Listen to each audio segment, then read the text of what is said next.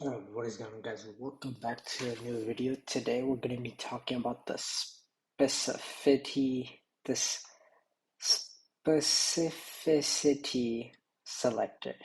And again, this is harder than it looks to say, but I'm trying my best. So the specificity is the order by which the browser decides which element should be displayed. A best practice in CSS is to style elements while using the lowest degree of specificity so that an element needs a new style. It is easy to override. IDs are the most specific selector in CSS, followed by classes and finally type. So for example, consider the following HTML and CSS. We have an H1 with a class, headline, breaking news. So we have H1,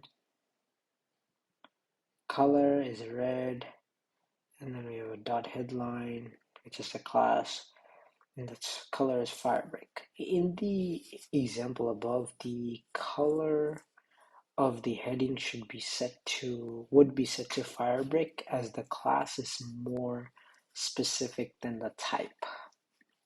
If an ID attribute and selector were added, the styles within the ID selectors would override all of the styles for the heading.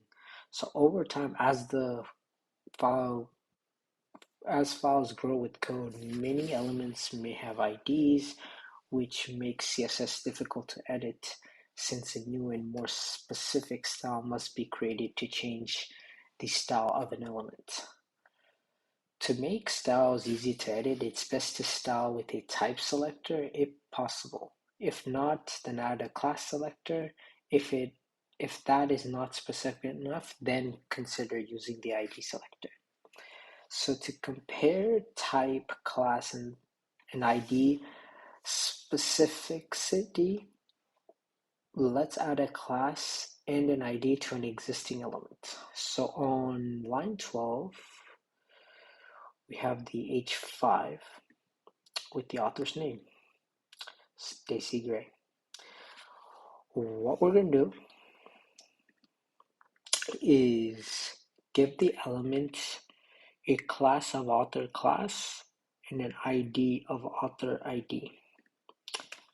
So the class equals author class, and then we'll have ID equals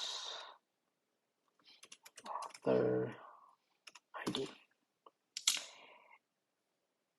Okay, and then the element now has three ways of selecting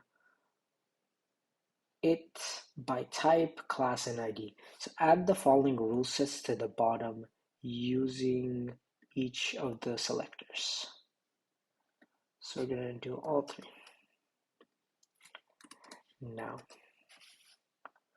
we have, okay, each of these rule sets select the same element in a different way. Which style will win the war? Click the run to find out. Because ID is the most specific, the element will change the cornflower blue, sorry. You may have noticed the other H5 elements change to yellow. This is because the most specific and only selector may have their type. That makes sense. And there you go. That is how it works. And if you have any questions, let me know down below. But that's gonna do it right here. Thank you for watching, and I'll see you guys in the next one.